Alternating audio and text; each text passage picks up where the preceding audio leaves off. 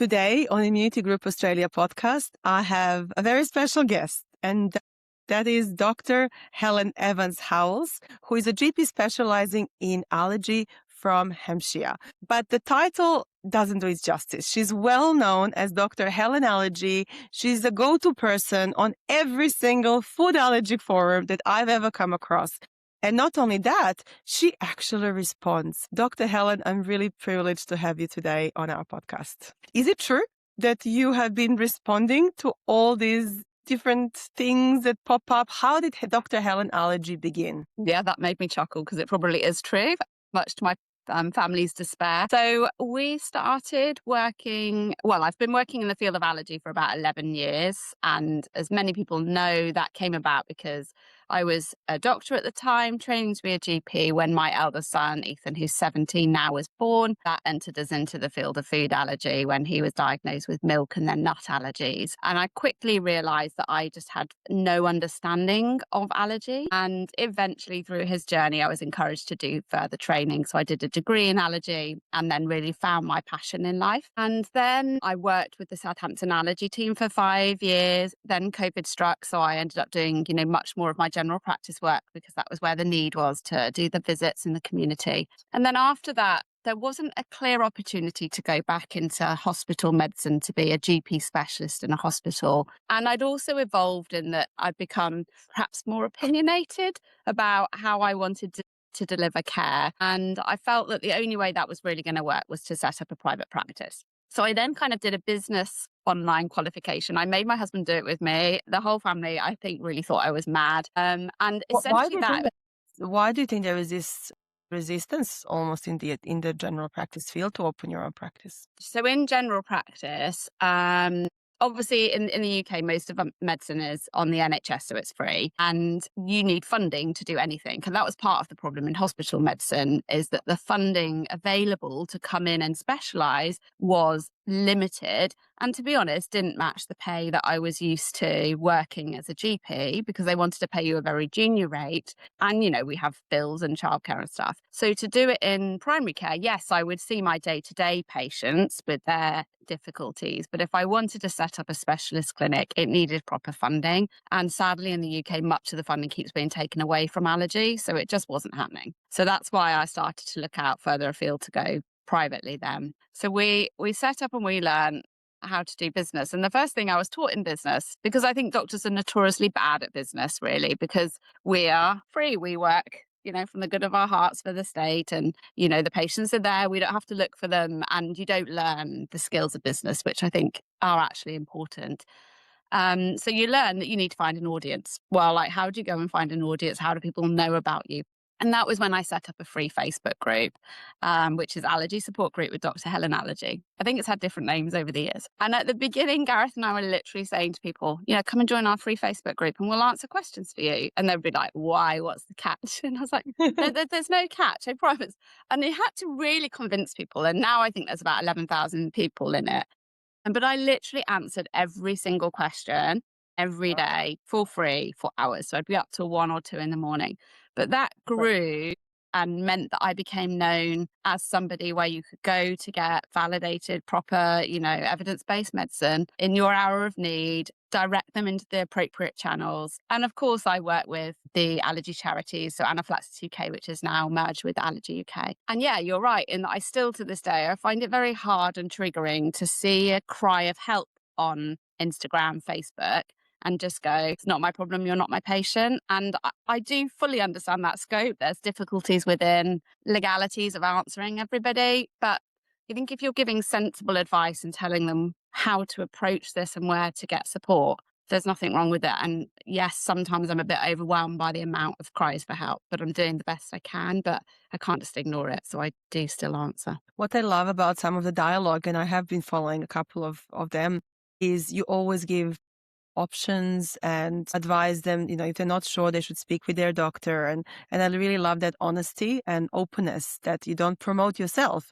You actually give your opinion and you say, if unsure, go and get a proper evaluation or talk to your doctor about it in this way. Yeah. And often people as patients obviously I'm a food allergy mom, and I didn't reflect on our own behavior as patients until I started working in this field and podcasting also a lot of doctors. Communication with doctors is so important, yet we don't really know as patients how to approach that sometimes. No, I don't think it's easy. You know, we've grown up in a hierarchical society where, you know, the doctor is addressed formally, and that is changing. That it's definitely much more of a, you know, we would pass our GP exams based on have we demonstrated shared decision making. So it's not just the doctor telling you what to do, but there's still an older school that perhaps are not quite as good. And unfortunately, across the whole of medicine, people are still not very good at managing allergy in the UK. It's changing, it's improving. People do want to know, but it's not good enough. And also some people are very complicated. You know, sometimes I go on these groups, they ask me complicated questions, and then I do say, like, I'm really sorry, but you need to have a consultation with someone. I can't unpick this in 2 sentences. You know, I love the ones that make me laugh when they say, is this an allergy rash? Like, I can't answer that. That needs a full, like, well, what's the circumstances around the rash? How long did it last for? But I do my best, and I will refer them to charity helplines, fact sheets, NHS, how to approach with your GP, or we'll say, or of course you can book with us. But it's an international group. So people reach out, and often they reach out about food immunotherapy from all over the country. I live in X, can you support? And I have like liaised with consultants in other countries to try and support them as well. But yeah, there's only so much one person can do. Absolutely. What I love about British allergists in particular, and I have seen that when I went to the UK and interviewed some of your colleagues as well, is this close relationship with the NGO community. And that's why I wanted to ask you about the relationship with the Sadie Bristow Foundation, and what a beautiful collaboration. But I would like to ask you to say it in your own words. What is the collaboration with the NGO community overall between yourself, as well as specifically with the Sadie Bristow Foundation? So is NGO, is that a charity? Non-government organization, yes. Okay, sorry. So, yeah, I think that intrinsically most healthcare professionals want to do the best they can and support the majority of people. And whilst we all have bills to pay, I do think we're much more altruistic than that. So I started working with Anaphylaxis UK, I think it's 4 or 5 years ago now. And through that scope of work, I've done lots of lecturing in allergy for GPs for many years, but working with them and Allergy UK, giving up my time to share for the general public or also other health professionals. I came across Claire, who is obviously the founder of Sadie Bristow Foundation and Sadie's mum. And obviously, whilst deaths are very rare in allergy, they of course hit a chord. You know, when you meet somebody, it's difficult not to be touched by their story. And Claire and I became friends as well. And I know that her passion is to try and change allergy care. And she's really interested now in looking at how can we get food immunotherapy to more people. And so, yeah, we just set up a natural partnership, really, that I had this place of membership. She recognised that her journey with her daughters was very difficult to diagnosis. And so she funds some places into the online membership where people get 3 months of support. If I'm honest, they just stay. I don't end it there. They just stay in the community group. Yeah. And then when we do expert speaker talks, we donate some of our funds to Anaphylaxis UK, and the partnership with Sadie is that we give some, you know, extras in terms of the access that the families have. You're definitely the world expert, I would say, in that community support. And often doctors, at least in Australia, and I saw that in other places in the world as well, don't really often recognize the value of that food allergy community support. With all these years of working with food allergy community, what would you say are the main challenging facing the community, a global community of food allergy parents and consumers, I guess, not the professionals delivering services in this space now? Yeah, I think to be honest, until I started working much more in the online space, even though I was an allergy parent myself, we all take our own different journeys in that. And I wasn't overly anxious. I say that but I did go and do a degree in allergy, but I was relatively day to day. We traveled, etc. But when I became involved in this space, I really understood the challenges of allergy families and adults way more than ever just working in a clinic, because in a clinic you've got 30 odd minutes with them in the NHS setting, but seeing day to day what they were writing on groups of their struggles. And I think one of the biggest struggle is access to support, timely access to support, because if you're trying to navigate the weaning. You want to be able to ask somebody every day sometimes, what do you think about this rash? What do you think about this? Should I keep going? Do I stop? Same with like milk ladders. It's from an allergy appointments point of view in the NHS. Sometimes it's 6 monthly, in the weaning stage, maybe yearly, more likely 2-3 years, or the majority of people, the statistics show, are never seen by an allergist. So people are not getting access in a timely fashion to accurate advice. And then that's why they go online looking for it. And they are led down rabbit holes that are really difficult to get out of. I think we all have every single system in the world has its own faults, but I think the UK for the rest of Europe often is the beacon of hope. Not just because it's in English language, so everyone can access information, but also because, for example, in countries like Serbia, there is no access to EpiPen. It does not exist. In a lot of countries worldwide, adrenaline does not come in auto-injectors, and also omalizumab and other medication, very difficult to even imagine. But what I love about meeting you in Dallas, we met at the Food Allergy Support Team annual congress in Dallas. I was obviously the observer, and you went as a full participant. I love that there is this dialogue between colleagues globally in this space, and almost like problem shooting. I wouldn't say it was like speed dating for professionals, but it was very much, this is the problem. Anyone can ask a question. Anyone can answer the question.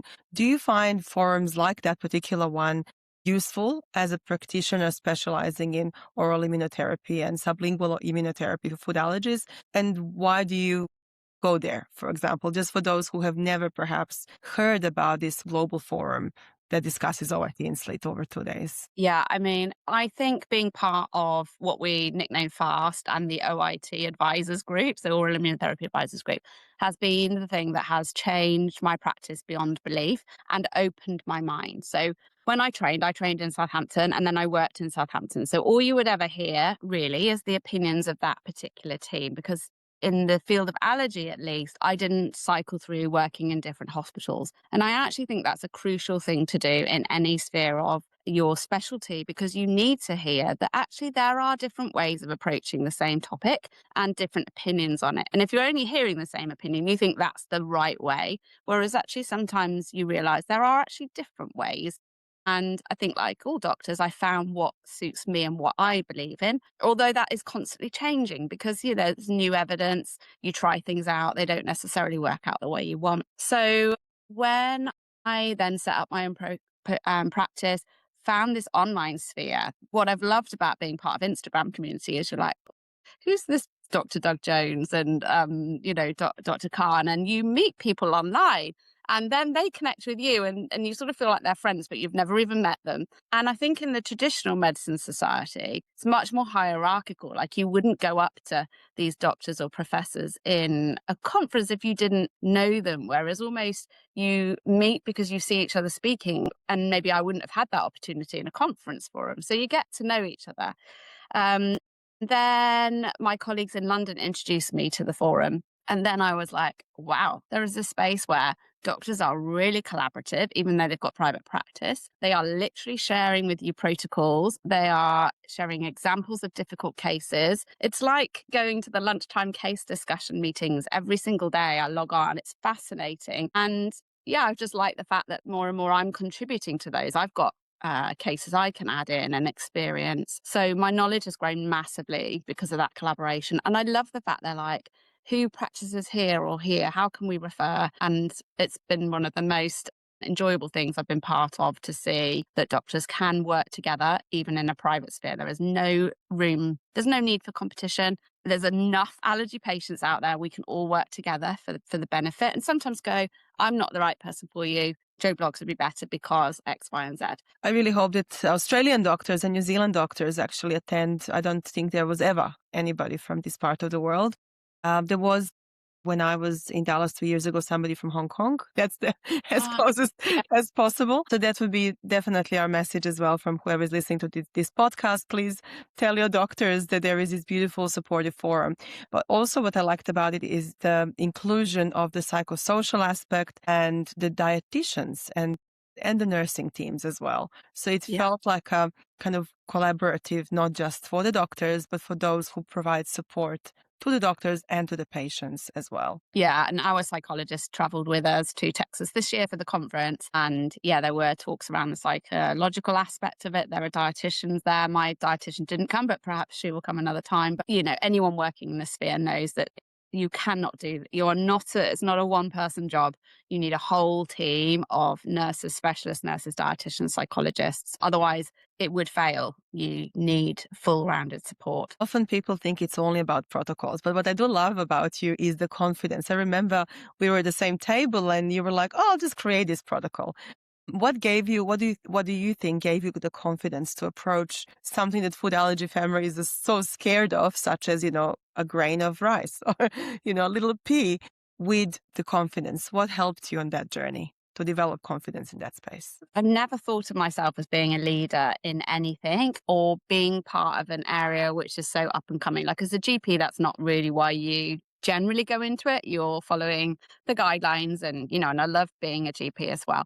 But when I found a specific niche that I loved and started working in it, so originally it was with Palforzia, so the product that's now been recalled just because it wasn't taken up as much, not because it wasn't effective. That was to treat peanut allergy. I then branched out, so I worked with my colleagues in London, Adam Fox and Gideon Lack and George Latois, and they, shared with me protocols. We worked collaboratively. And as it went on, I started to get opinionated. Like, well, why would we not tweak it here and do that and change it for the patient? And I guess I just realized it's not rocket science. Okay, it's not fully evidence-based for every single thing. Like myself and my dietitian, we've just created a poppy seed protocol because someone wants that treated. So is there lots of data around poppy seed immunotherapy? No, probably not. But when you understand where are thresholds for people to react to, then you can understand, okay, well, the aim of immunotherapy is to start under that. And how do the steps normally look? And then know that the protocol is really just a rough guide. It's going to be varied from person to person, depending on how sensitive their body is. Babies often are a dream. They're quite easy to work through them. But older children, adults, you're going to just take it slow and tweak it. And I think it was just experience of seeing it and sharing that lack of knowledge with patients and saying to them, we've never done, macadamia. I've never done macadamia. Do you really want to treat macadamia? I really do. Okay, well, I can create something for you on this understanding that we'll have to work together in how this works. And they want you to do it.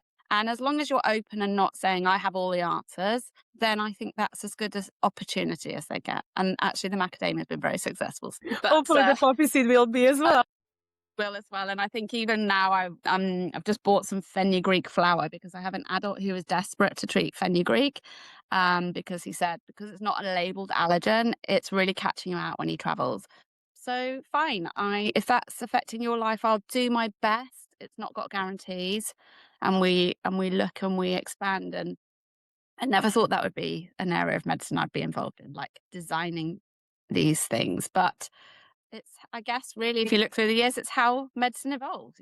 Someone comes up with an idea and then it becomes common practice. There is more and more in Europe, especially use of crickets.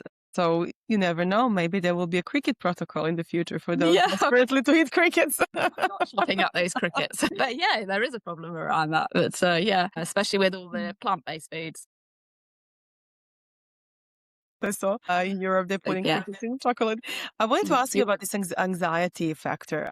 A lot of, I guess I would say kids from the age of, perhaps you can correct me, but around 7 onwards, when they're very much aware of their parents' emotions and parents' reactions to their reactions, if they have an allergic reaction, this anxiety kicks in. Anxiety to do oral immunotherapy, sometimes anxiety to accept the idea of an oral immunotherapy approach or sublingual OIT slit. How do you factor that in, or how do you help them make that decision for themselves? Because there is this beautiful book just published by Dr. Amanda Whitehouse, and it talks a lot about the consent and the role of the child, involving the child in the decision making. But if there is this overwhelming fear and anxiety, as a practitioner, how do you approach that fear and anxiety factor? Yeah, I mean, for us, absolutely. We do treat adults and children, but when we're talking about children are central to the consultation, really. So it would be a very unusual circumstance that I haven't met the child before they come in for the treatment, because I I'm all the time observing.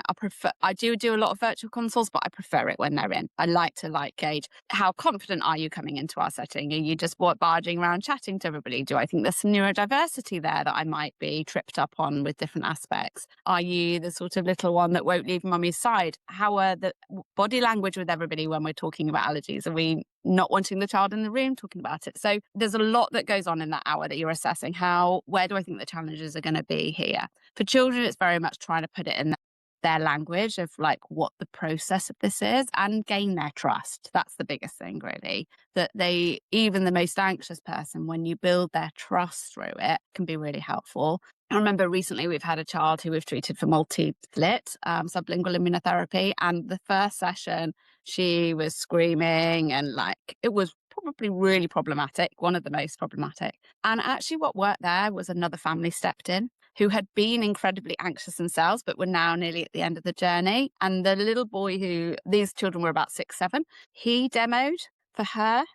And it's been a Wow. dream ever since. And it was So bringing he actually what to do. he actually showed her how to do the sublingual. Wow. And it was really lovely. And then for a time, we put their appointments together to help her build that confidence. Sometimes with children, it's finding friendship groups within the clinic space that we will target and tie them up together. Because once any of us, if we're going to sit and stare at each other, we're going to feel anxious and we're going to start getting symptoms.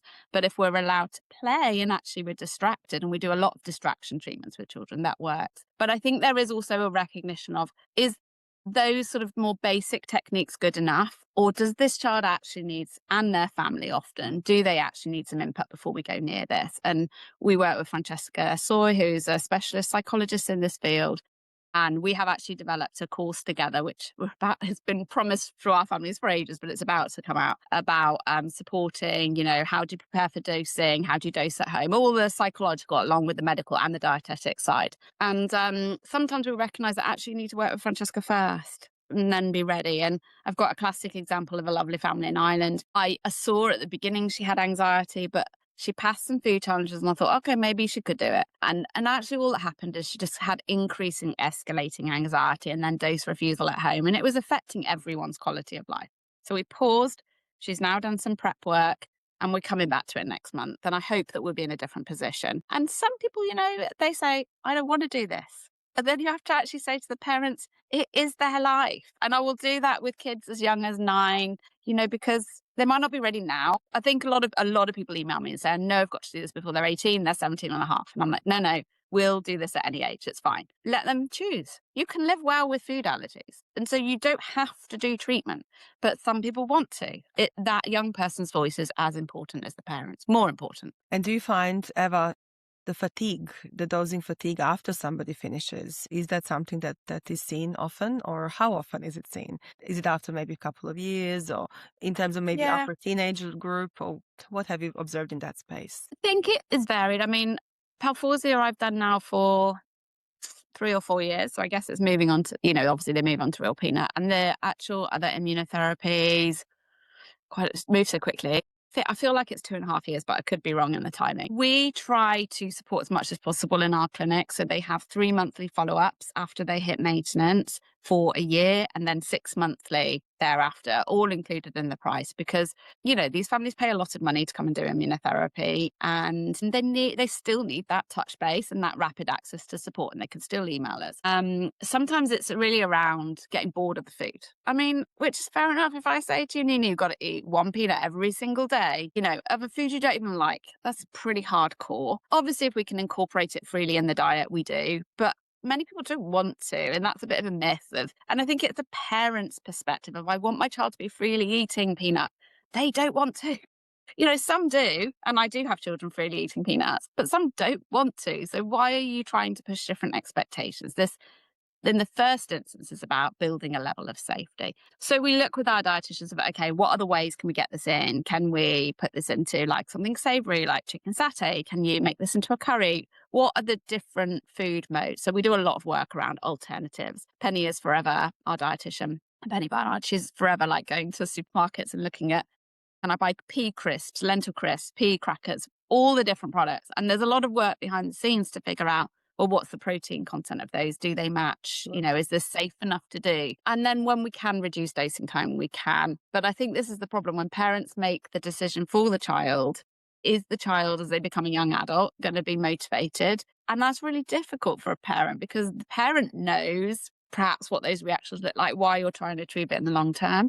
But we know from our colleagues in America that people stop. I actually haven't got people stopping at the moment, but they do stop because they don't have the same why. Why am I doing this? And What is we your have to why? respect. What is your Yeah. why? What's your why? I Yeah. remember when my daughter was doing OIT, she had a friend. You mentioned the aspect of friendship, and they would video it, like not video call each other, but send to each other video messages to the mom's mobiles. They don't have mobiles themselves. And I found especially that connection between peers who maybe don't know each other well, but they're both going through the same, in this case, Milk Yeah. and Egg program she was going through. It was really motivating. We even stayed with them a couple of months ago in their house on the way to Melbourne. And it's a real friendship for life because they went through something at the same time together. Yeah. And what I found also through my daughter's video messages, the issue of bullying came up on both sides, that both girls experience bullying at school. And often parents I didn't know until those messages were exchanged. A lot of parents don't even know that children experience sometimes systemic bullying because of having Yeah. food allergy. Is that Yeah. also Yeah. something that you see from your patients, and do they ever discuss that part of the psychosocial aspect? It's a good question, really. They don't discuss it lots in clinic. I see it a bit online. There definitely is a big exclusion factor that they talk about, I'm not allowed to go and do X, Y, or Z. It's quite restrictive. And it makes you think, because I know that it's there, because like obviously I see it written about. So they haven't disclosed it. So that makes me think, well, is that because they haven't got time, haven't got the space? They definitely because we are such a busy clinic and we try and partner people up with friendships. And like you say, I think that works beautifully in actually sustaining long-term immunotherapy. Perhaps it's because actually they found their people. So in our space, they're feeling settled and comfortable, and it slips the mind because that's children once you've moved on to something else. I'm trying to think, I really don't think many people have disclosed it to me at the moment. There will be upsets about I couldn't eat X at a party, I couldn't have this at school, can't get involved in cooking with this stuff. But in terms of the actual bullying, I don't know. And sometimes I wonder also if parents feel that more deeply than your daughter's circumstance sounds different. But I remember like watching movies with my son, and they would, it's always the bad guy that has food allergies.